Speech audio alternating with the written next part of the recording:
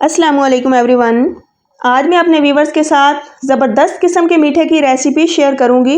किसी भी इवेंट के लिए मीठा बनाना हो या फिर किसी पार्टी में डिज़र्ट के तौर पर सर्व करना हो तो हर लिहाज से ये एक बेस्ट ऑप्शन है, जिसे खाकर ऐसा फील होगा कि इसे घंटों की मेहनत से पका कर और खोए मलाइयाँ डालकर बनाया गया हो। लेकिन ऐसा बिल्कुल भी नहीं, सिर्फ थोड़े से वक्त में हम ये मज़ेदार सा मीठा मुकम्मल तैयार करेंगे और इसमें खोए मलाइयों वाला टेस्ट किस तरह डेवलप किया जाएगा ये देखने के लिए आप मेरे साथ रहिए और रेसिपी को फुल वॉच कीजिए। तो चलें फिर बिना टाइम वेस्ट किए हम अपनी रेसिपी की तरफ बढ़ते हैं और इसे बनाना शुरू करते हैं। बिस्मिल्लाहिर्रहमानिर्रहीम। तो सबसे पहले फ्रेंड्स मैंने यहाँ पर ले लिए हैं चावल, जो कि हैं 1 कप के बराबर, और ये मैंने लिए हैं टोटा चावल जिसे हम ब्रोकन राइस भी कहते हैं। अगर आपके पास साबुत चावल हो तो आप साबुत चावल भी ले सकते हैं। तो फ्रेंड्स यहाँ पर चावल को मैंने 2 घंटे पहले अच्छे से धोने के बाद 1 गिलास पानी में डालकर भिगो दिया था और ये चावल हमारे काफ़ी हद तक अब सॉफ्ट हो चुके हैं।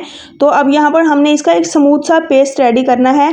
उसके लिए मैंने लिया है एक अदद मिक्सी का जार, और ये मिक्सी के जार में मैं वो तमाम पानी जिसके अंदर हमने चावल भिगोए थे और चावल डाल दूंगी, और ये साथ में डाल दूंगी 2 अदद ब्रेड के स्लाइस।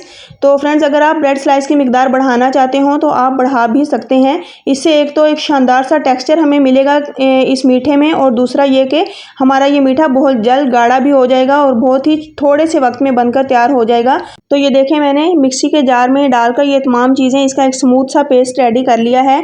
तो चलें अब आते हैं इसकी कुकिंग स्टार्ट करते हैं। तो फ्रेंड्स इसको पकाने के लिए मैं इसको पानी में डालकर सॉफ्ट करूंगी, मैं डायरेक्ट इसे दूध में नहीं डालूंगी। तो ये देखिए पानी को मैंने चूल्हे पे चढ़ा दिया है, लेकिन अभी ये बबलिंग पॉइंट पर नहीं आया। तो जैसे ही हमारा पानी बबलिंग पॉइंट पर आ गया है तो अब ये जो पेस्ट हमने बना कर रखी है चावल और ब्रेड से, तो ये इसके अंदर डाल देंगे। और ये ख्याल रखें कि जैसे ही आप इसके अंदर पेस्ट शिफ्ट करें तो आपने चम्मच को फ़ौरन से हिलाना है। अगर आप इसको इग्नोर कर देंगे या कुछ सेकंड के लिए भी आप इसे छोड़ देंगे तो फिर चावल से गुठलियाँ पड़ सकती हैं, क्योंकि हमने इसका पेस्ट बनाकर इसमें डाला है।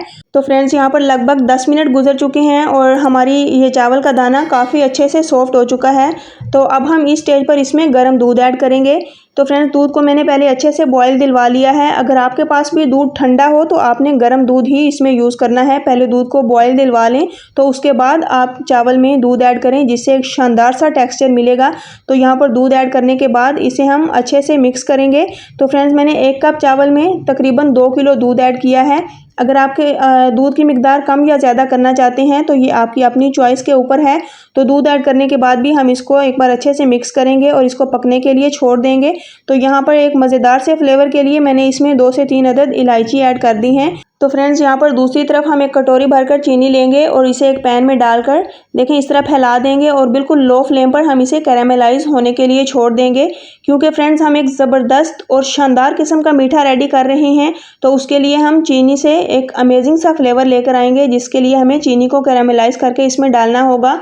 और ये याद रखें कि मैंने तमाम चीनी नहीं ली, बल्कि हमने जितना मीठा इस डिज़र्ट को बनाने में यूज़ करना है उसमें मैंने हाफ़ को कैरामेलाइज़ किया है और हाफ़ हम ऐसे ही ऐड कर देंगे।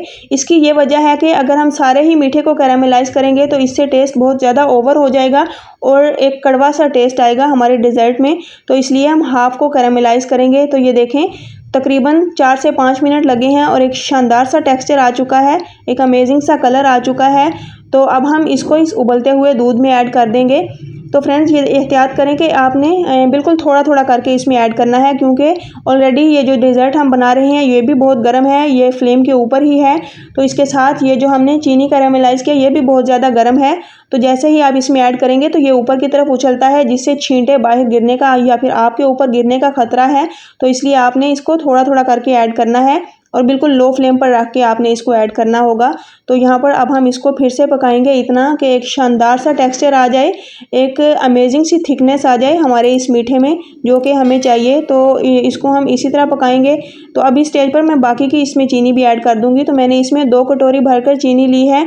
तो आगे चलकर हम इसको चेक कर लेंगे, अगर हमें मीठे की और ज़्यादा ज़रूरत पड़ी तो हम डाल देंगे, वरना फिर यही मीठा इसमें बेस्ट रहेगा। तो फ्रेंड्स लगभग यहाँ पर 1 घंटा गुजर चुका है और हमारा ये शानदार सा मीठा बनकर तैयार हो चुका है, एक अमेजिंग सा टेक्सचर आ चुका है।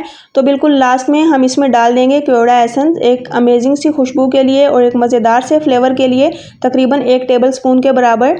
ये डालने से आपको बिल्कुल बाज़ार की खीर वाला या फिर बाज़ारी रबड़ी जैसा टेस्ट मिलेगा घर बैठे बैठे। तो फ्रेंड्स इसी के साथ अगर आपको मेरी ये रेसिपी ज़रा सी भी पसंद आए तो प्लीज़ इसे लाइक करें और ज़्यादा से ज़्यादा शेयर करें, और अगर हो सके तो मेरे चैनल आसान खाने को भी सब्सक्राइब कर लें।